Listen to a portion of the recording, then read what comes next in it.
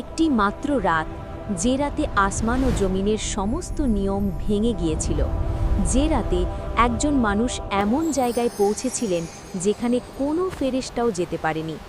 সেই রাতে আল্লাহ তাআলা তার প্রিয় বান্দাকে এমন কিছু দেখিয়েছিলেন যা কোনো চোখ দেখেনি, কোনো কান শোনেনি, কোনো মন কল্পনাও করতে পারেনি। কিন্তু প্রশ্ন হলো, কেন আল্লাহ তাআলা এই বিশেষ রাতটি বেছে নিয়েছিলেন? কি এমন ঘটনা ঘটেছিল যার পর রাসূল সাল্লাল্লাহু আলাইহি ওয়াসাল্লামের জীবন সম্পূর্ণ বদলে গিয়েছিল? এবং সবচেয়ে বড় কথা, সেই রাতে ঊর্ধ্ব জগতে কি এমন রহস্য লুকিয়েছিল যা আজও আমাদের ঈমানকে শক্তিশালী করে তোলে? মক্কার সেই কঠিন দিনগুলো। রাসূল সাল্লাল্লাহু আলাইহি ওয়াসাল্লাম তখন গভীর দুঃখের মধ্যে দিন কাটাচ্ছেন।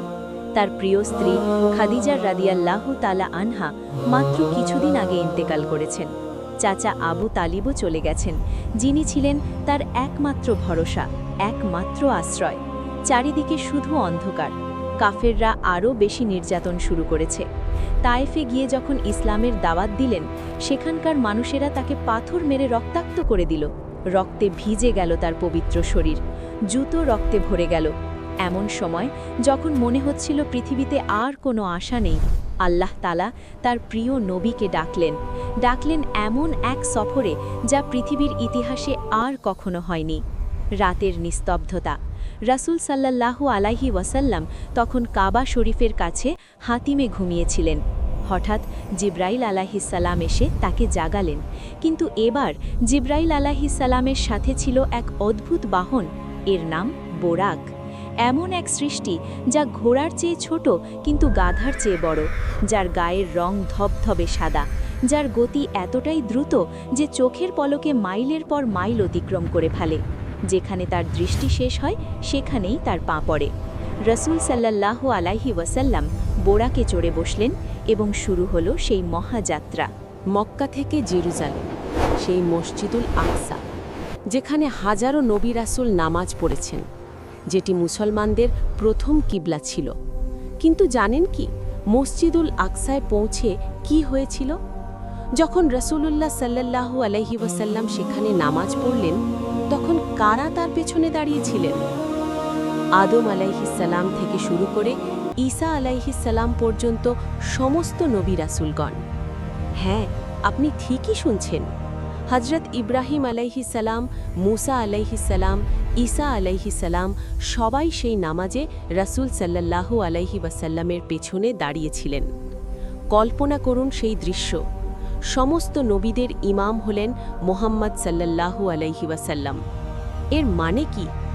এর মানে হলো আল্লাহ তাআলা ঘোষণা করে দিলেন যে মুহাম্মদ সাল্লাল্লাহু আলাইহি ওয়াসাল্লাম হলেন সর্বশেষ এবং সর্বশ্রেষ্ঠ নবী। তিনি হলেন সমস্ত নবীদের নেতা। কিন্তু এটি তো শুধু শুরু ছিল। এরপর শুরু হলো আসল মিরাজ, আকাশের দিকে যাত্রা। জিবরাইল আলাইহিস সালাম বললেন, ইয়া রাসূলাল্লাহ, এবার আমরা যাব সেই জায়গায় যেখানে কোনো মানুষ কখনো যায়নি। মসজিদুল আকসা থেকে একটি সিঁড়ি নেমে এলো, এর নাম মিরাজ। সেই সিঁড়ি দিয়েই শুরু হলো ঊর্ধ্বগমন, প্রথম আকাশের দিকে। কিন্তু প্রথম আকাশে পৌঁছে দরজায় কড়া নাড়লেন জিবরাইল আলাইহিস সালাম। ভেতর থেকে প্রশ্ন এলো, কে? জিবরাইল আলাইহিস সালাম বললেন, আমি জিবরাইল। ওপার থেকে প্রশ্ন আসলো, তোমার সাথে কে? জিবরাইল আলাইহিস সালাম বললেন, মুহাম্মদ সাল্লাল্লাহু আলাইহি ওয়াসাল্লাম। আবার প্রশ্ন এলো, তাকে কি ডাকা হয়েছে? উত্তর হলো, হ্যাঁ। এরপর দরজা খুলে গেল। প্রথম আকাশে রাসূলুল্লাহ সাল্লাল্লাহু আলাইহি ওয়াসাল্লাম দেখলেন আদম আলাইহিস সালামকে, মানব জাতির আদি পিতা, যাকে আল্লাহ তাআলা নিজ হাতে সৃষ্টি করেছিলেন। হযরত আদম আলাইহিস সালাম রাসূলুল্লাহ সাল্লাল্লাহু আলাইহি ওয়াসাল্লামকে দেখে হাসলেন, বললেন, মারহাবা, স্বাগতম হে পুণ্যবান পুত্র এবং পুণ্যবান নবী। কিন্তু রাসূল সাল্লাল্লাহু আলাইহি ওয়াসাল্লাম লক্ষ্য করলেন একটি অদ্ভুত বিষয়। হযরত আদম আলাইহিস সালাম মাঝে মাঝে ডান দিকে তাকিয়ে হাসছেন, আবার বাম দিকে তাকিয়ে কাঁদছেন। রাসূল সাল্লাল্লাহু আলাইহি ওয়াসাল্লাম জিবরাইল আলাইহিস সালামকে জিজ্ঞাসা করলেন, এর কারণ কি? জিবরাইল আলাইহিস সালাম বললেন, ডান দিকে তিনি দেখছেন জান্নাতবাসী তার সন্তানদের, তাই তিনি খুশি হয়ে হাসছেন, আর বাম দিকে দেখছেন জাহান্নামবাসী সন্তানদের, তাই কাঁদছেন। ভাবুন তো, একজন পিতার কষ্ট, যিনি সন্তানদের জাহান্নাম দেখে তিনি কাঁদছেন। আর আমরা কি ভাবি আমাদের পরিণতি নিয়ে? আমরা কি চিন্তা করি আমাদের বাবা মা জান্নাতে গিয়ে আমাদের জন্য কাঁদবেন নাকি হাসবেন? এরপর দ্বিতীয় আকাশে উঠলেন। সেখানে দেখা হলো হজরত ঈসা আলাইহিসসালাম এবং ইয়াহিয়া আলাইহিসসালামের সাথে। তারা দুজনেই ছিলেন খালাতো ভাই। ঈসা আলাইহিসসালামকে দেখে রাসূল সাল্লাল্লাহু আলাইহি ওয়াসাল্লাম অবাক হলেন। তার চেহারা ছিল লালচে সাদা, মাঝারি উচ্চতার, চুল ছিল সোজা। তারাও রাসূল সাল্লাল্লাহু আলাইহি ওয়াসাল্লামকে স্বাগত জানালেন, বললেন, মারহাবা, স্বাগতম, হে পুণ্যবান ভাই এবং পুণ্যবান নবী। তৃতীয় আকাশে পৌঁছে রাসূল সাল্লাল্লাহু আলাইহি ওয়াসাল্লাম দেখলেন হযরত ইউসুফ আলাইহিসসালামকে, এবং রাসূল সাল্লাল্লাহু আলাইহি ওয়াসাল্লাম বলেছেন যে ইউসুফ আলাইহিসসালামকে দেওয়া হয়েছিল পৃথিবীর অর্ধেক সৌন্দর্য। কল্পনা করুন, পৃথিবীর সমস্ত সুন্দর মানুষের সৌন্দর্য যোগ করলে যা হয় তার অর্ধেক ছিল শুধুমাত্র হযরত ইউসুফ আলাইহিসসালামের মধ্যে। এতটাই সুন্দর ছিলেন তিনি যে মিশরের মহিলারা তাকে দেখে ছুরি দিয়ে হাত কেটে ফেলেছিল। ইউসুফ আলাইহিসসালামও রাসূল সাল্লাল্লাহু আলাইহি ওয়াসাল্লামকে স্বাগত জানালেন। চতুর্থ আকাশে দেখা হলো হযরত ইদ্রিস আলাইহিসসালামের সাথে, যার সম্পর্কে আল্লাহ তাআলা কুরআনে বলেছেন, আমি তাকে উচ্চ মর্যাদায় উন্নীত করেছি। ইদ্রিস আলাইহিসসালাম ছিলেন প্রথম মানুষ যিনি কলম দিয়ে লিখতে পারতেন, যিনি জ্যোতির্বিদ্যা এবং গণিত শাস্ত্রের জ্ঞান রাখতেন। কিন্তু এরপর যা হলো তা আরও বেশি চমকপ্রদ। পঞ্চম আকাশে গিয়ে রাসূল সাল্লাল্লাহু আলাইহি ওয়াসাল্লাম দেখলেন এমন এক নবীকে যার উম্মত ছিল সবচেয়ে বেশি, যার সাথে আল্লাহ তাআলা সরাসরি কথা বলেছিলেন। পঞ্চম আকাশে দেখা হলো হারুন আলাইহিসসালামের সাথে, যিনি ছিলেন মুসা আলাইহিসসালামের ভাই, যাকে আল্লাহ তাআলা নবুয়াত দিয়েছিলেন মুসা আলাইহিসসালামের সাহায্যকারী হিসেবে। হারুন আলাইহিসসালাম ছিলেন অত্যন্ত সুন্দর এবং দীর্ঘ দাড়িওয়ালা। তিনিও রাসূল সাল্লাল্লাহু আলাইহি ওয়াসাল্লামকে স্বাগত জানালেন। ষষ্ঠ আকাশে পৌঁছে রাসূল সাল্লাল্লাহু আলাইহি ওয়াসাল্লাম দেখলেন হযরত মুসা আলাইহিসসালামকে, যিনি আল্লাহর সাথে সরাসরি কথা বলেছিলেন, যিনি ফেরাউনের মতো শক্তিশালী শাসককে পরাজিত করেছিলেন। মুসা আলাইহিসসালাম রাসূল সাল্লাল্লাহু আলাইহি ওয়াসাল্লামকে স্বাগত জানালেন। কিন্তু যখন রাসূল সাল্লাল্লাহু আলাইহি ওয়াসাল্লাম এগিয়ে গেলেন, তখন মুসা আলাইহিসসালাম কাঁদতে শুরু করলেন। জিবরাইল আলাইহিসসালাম জিজ্ঞাসা করলেন, হে মুসা, আপনি কাঁদছেন কেন? মুসা আলাইহিসসালাম বললেন, আমি কাঁদছি কারণ আমার পরে এমন এক নবী এসেছেন যার উম্মত আমার উম্মতের চেয়ে বেশি সংখ্যায় জান্নাতে প্রবেশ করবে।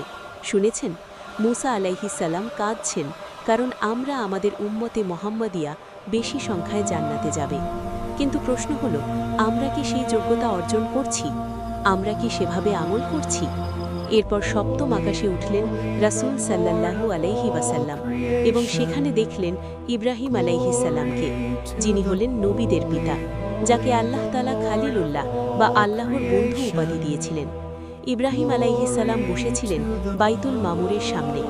এই বাইতুল মামুর হল আকাশের কাবা। প্রতিদিন ৭০,০০০ ফেরেশতা এখানে তাওয়াফ করেন, এবং যারা একবার তাওয়াফ করেন তারা আর কখনো ফিরে আসেন না, নতুন ফেরেশতারা আসেন। ইব্রাহিম আলাইহিসসালাম রাসূল সাল্লাল্লাহু আলাইহি ওয়াসাল্লামকে দেখে বললেন, মারহাবা, স্বাগতম, হে পুণ্যবান পুত্র এবং পুণ্যবান নবী। এরপর ইব্রাহিম আলাইহিসসালাম রাসূল সাল্লাল্লাহু আলাইহি ওয়াসাল্লামকে একটি বার্তা দিলেন, বললেন, হে মুহাম্মদ, তোমার উম্মতকে আমার সালাম দিও এবং তাদের বলো যে জান্নাতের মাটি অত্যন্ত উর্বর, পানি অত্যন্ত মিষ্টি, কিন্তু জান্নাত হলো একটি সমতল ভূমি, সেখানে গাছ লাগাতে হয়, আর সেই গাছ হলো সুবহানাল্লাহ, আলহামদুলিল্লাহ, লা ইলাহা ইল্লাল্লাহু, আল্লাহু আকবার। কি চমৎকার উপমা! আমরা যতবার এই তাসবিহগুলো পড়ি ততবার জান্নাতে আমাদের জন্য একটি করে গাছ লাগানো হয়। আর আমরা কতবার এই তাসবিহ পড়ি? নাকি আমরা ব্যস্ত থাকি মোবাইল স্ক্রোল করতে? সপ্তম আকাশের পর রাসূল সাল্লাল্লাহু আলাইহি ওয়াসাল্লাম পৌঁছালেন সিদরাতুল মুনতাহায়। এটি হলো একটি বিশাল বড়ই গাছ। এর পাতাগুলো হাতির কানের মতো বড়, এর ফলগুলো মাটির বিশাল কলসির মতো। এই সিদরাতুল মুনতাহা হলো শেষ সীমা। এরপরে আর কোনো সৃষ্টি যেতে পারে না, এমনকি জিব্রাইল আলাইহিসসালামও না। জিব্রাইল আলাইহিসসালাম বললেন, হে আল্লাহর রসুল, এই পর্যন্তই আমার যাওয়ার অনুমতি। এরপরে যদি আমি একটি আঙুল পরিমাণ এগিয়ে যাই তাহলে আমি জ্বলে ছাই হয়ে যাব। এখান থেকে আপনাকে একাই যেতে হবে। কল্পনা করুন সেই মুহূর্ত, জিব্রাইল আলাইহিসসালাম, যিনি সব সময় রসুলুল্লাহ সাল্লাল্লাহু আলাইহি ওয়াসাল্লামের সাথে ছিলেন, তিনিও এখানে থেমে গেলেন। এখন রসুলুল্লাহ সাল্লাল্লাহু আলাইহি ওয়াসাল্লাম সম্পূর্ণ একা, একেবারে একা আল্লাহর দরবারে যাচ্ছেন। কিন্তু জানেন কি সেখানে কি হয়েছিল? যখন রসুলুল্লাহ সাল্লাল্লাহু আলাইহি ওয়াসাল্লাম আল্লাহর সবচেয়ে কাছে পৌঁছালেন, তখন কি ঘটেছিল যা কোনো ভাষায় বর্ণনা করা সম্ভব নয়। রসুলুল্লাহ সাল্লাল্লাহু আলাইহি ওয়াসাল্লাম এগিয়ে গেলেন আরও ওপরে, যেখানে কোনো সৃষ্টি কখনো পৌঁছায়নি, এবং সেখানে তিনি আল্লাহ তাআলার সাথে সরাসরি কথা বললেন, কোনো মাধ্যম ছাড়া, কোনো পর্দা ছাড়া। আলাইহি ওয়াসাল্লাম বললেন, সমস্ত সম্মান, সমস্ত নামাজ, সমস্ত পবিত্রতা আল্লাহর জন্য। আল্লাহ তাআলা জবাব দিলেন, হে নবী, আপনার উপর শান্তি, আল্লাহর রহমত এবং বরকত বর্ষিত হোক। রাসূল সাল্লাল্লাহু আলাইহি ওয়াসাল্লাম বললেন, শান্তি আমাদের উপর এবং আল্লাহর সমস্ত নেক বান্দাদের উপর। আপনি জানেন এই কথোপকথন কোথায় আছে? আমাদের নামাজে। প্রতিদিন আমরা যখন তাশাহুদ পড়ি তখন আসলে আমরা সেই কথোপকথনটাই পুনরাবৃত্তি করি যা আল্লাহ এবং তার রাসূল সাল্লাল্লাহু আলাইহি ওয়াসাল্লামের মধ্যে হয়েছিল। কিন্তু আমরা কি এর মর্ম বুঝি নাকি শুধু মুখস্থ বলে যাই? এই সাক্ষাতেই আল্লাহ তাআলা রাসূল সাল্লাল্লাহু আলাইহি ওয়াসাল্লামকে উপহার দিলেন নামাজ। প্রথমে 50 ওয়াক্ত নামাজ ফরজ করা হলো। রাসূল সাল্লাল্লাহু আলাইহি ওয়াসাল্লাম ফিরে আসার পথে মূসা আলাইহিস সালামের কাছে গেলেন। মূসা আলাইহিস সালাম জিজ্ঞাসা করলেন, আপনার উম্মতের উপর কি ফরজ করা হয়েছে? রাসূল সাল্লাল্লাহু আলাইহি ওয়াসাল্লাম বললেন, 50 ওয়াক্ত নামাজ। মূসা আলাইহিস সালাম বললেন, ফিরে যান এবং কমানোর জন্য বলুন, আমি বনি ইসরায়েলকে পরীক্ষা করেছি, আপনার উম্মত এত নামাজ পড়তে পারবে না।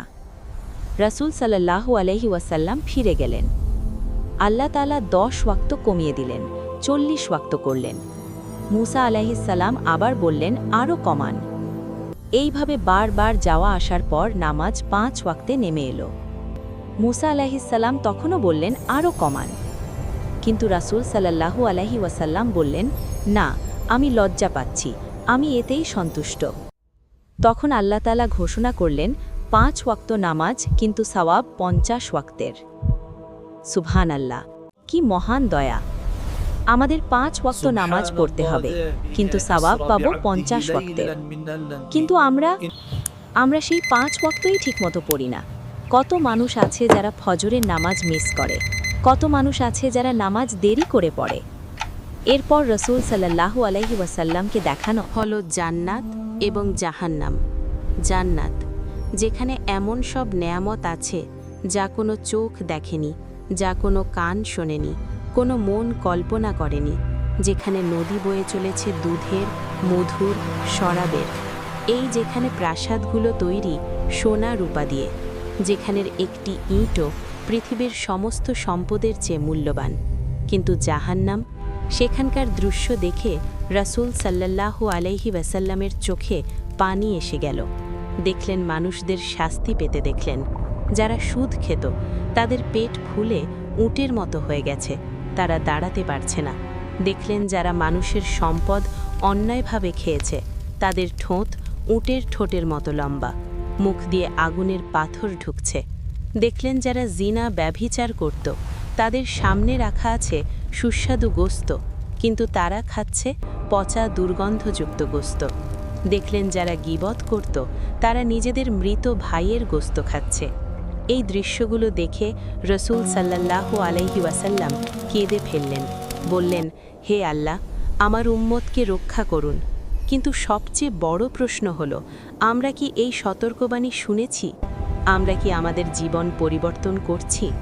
সেই অলৌকিক রাতের শেষে রাসূল সাল্লাল্লাহু আলাইহি ওয়াসাল্লাম পৃথিবীতে ফিরে এলেন। পুরো যাত্রাটি হয়েছিল রাতের একটি অংশে। যখন তিনি ঘুমাতে গিয়েছিলেন তখন তার বিছানা ছিল গরম, আর যখন ফিরে এলেন তখনও বিছানা গরম হয়েছিল। সকালে I was রাসূল taken on a সাল্লাল্লাহু journey আলাইহি by night ওয়াসাল্লাম from মানুষদের the কাছে sacred এই mosque ঘটনাটি to the বললেন, farthest কিন্তু mosque, কাফেররা which we হাসতে have লাগলো, blessed. বলল, এটা Another কিভাবে day, সম্ভব? Muhammad, আমরা and still উটে no চড়ে proof of your জেরুজালেম যেতে so-called 1 revelation. মাস সময় লাগে, আর When তুমি will these বলছো stories 1 রাতে end? গিয়েছ? এমনকি কিছু দুর্বল ঈমানের মুসলমানও সন্দেহ করতে শুরু করলো। আবু জাহেল ব্যঙ্গ করে Another বলল, day, Muhammad, ঠিক আছে, and still তুমি যদি no proof সত্যিই of your জেরুজালেম so-called গিয়ে থাকো, revelation. তাহলে মসজিদুল When will আকসার these বর্ণনা stories দাও। end? রাসূল সাল্লাল্লাহু انظروا، আলাইহি ওয়াসাল্লাম هذا هو বর্ণনা المسجد দিতে শুরু الأقصى করলেন, কিন্তু كما হঠাৎ কিছু أصفه বিবরণ لكم। ভুলে গেলেন। তখন আল্লাহ তাআলা তার সামনে The মসজিদুল structure is আকসার একটি exactly as I দৃশ্য described, ভাসিয়ে দিলেন। stone by stone. তিনি সেটা দেখে How is this দেখে possible? পুরো বর্ণনা He has দিলেন। never been there. কাফেররা আরো Another প্রশ্ন day, করল। Muhammad, রাসূল and still no সাল্লাল্লাহু proof আলাইহি of your ওয়াসাল্লাম so-called বললেন, revelation. আমি And they পথে realized একটি one of their Kafela camels was দেখেছি, missing. তাদের একটি উট হারিয়ে গিয়েছিল Where could it have এবং gone? তারা সেখানে We খোঁজাখুঁজি must find করছিল। it. আমি তাদের পানির পাত্র থেকে পানি পান করেছি। এই কাফেলা সূর্যোদয়ের সময় মক্কায় আসবে। সবাই অপেক্ষা করতে লাগলো। সূর্য উঠল এবং ঠিক সেই সময় সেই কাফেলা মক্কায় প্রবেশ করলো। তারা নিশ্চিত করলো যে তারা সত্যিই একটি উট হারিয়েছিল এবং কেউ তাদের পানি পান করেছিল। কিন্তু তবুও কাফেররা ঈমান আনলো না, কারণ তাদের হৃদয় ছিল শক্ত পাথরের মতো। এই ভিডিওটি ভালো লাগলে একটি লাইক, সাবস্ক্রাইব করে বেল আইকন বাজিয়ে দিতে ভুলবেন না কিন্তু।